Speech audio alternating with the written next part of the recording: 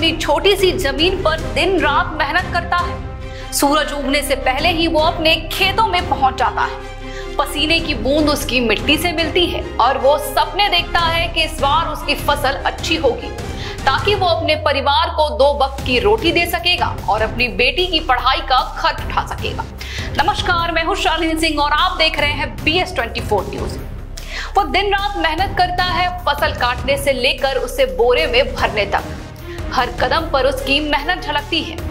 आखिरकार वो अपनी फसल को झज्जर की अनाज मंडी में ले जाता है, जहां वो उसे बेचने की तैयारी करता है। लेकिन नियति को कुछ और ही मंजूर होता है। जरा सोचिए उन पर क्या बीतती होगी जब उनके सपने एक पल में टूटकर चकनाचूर हो जाते होंगे।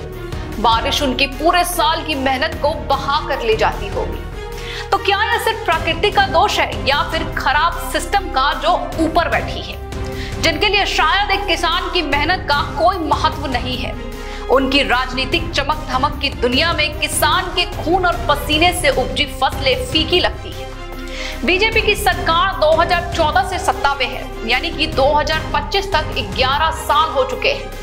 इन सालों में सरकार ने किसानों के लिए कई योजनाएं शुरू की हैं, जैसे कि प्रधानमंत्री फसल बीमा योजना और किसान सम्मान निधि, जिसका मकसद किसानों को आर्थिक सहायता देना था।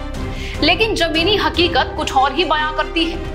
मंडियों की खराब स्थिति, झज्जर अनाज मंडी की तस्वीर इसका जीता जागता सबूत है कि मंडियों में बुनियादी ढांचे की कमी है। बारिश से बचाव के लिए ना तो छत की व्यवस्था की गई है, ना ही पानी निकासी की। मुआवजे में भी देरी होती है। कई बार प्राकृतिक आपदाओं के बाद मुआवजा देने में बहुत देरी होती है, या फिर मुआवजा इतना कम होता है कि किसानों का नुकसान पूरी तरह से नहीं भरपाई हो पाता। 2018 में हिंदुस्तान टाइम्स की एक रिपोर्ट में बताया गया था कि बीजेपी के शासन में किसानों की आय में कमी आई है और कृषि क्षेत्र में वृद्धि दर भी घटी है। 2025 तक ये और समस्याएं बनी हुई है, जैसे कि झज्जर की घटना से ये तो साफ है कि 11 सालों में भी कुछ योजनाएं नहीं बदली है, या यूं कहें कि 11 सालों में भी कुछ योजनाएं शुरू नहीं की गई।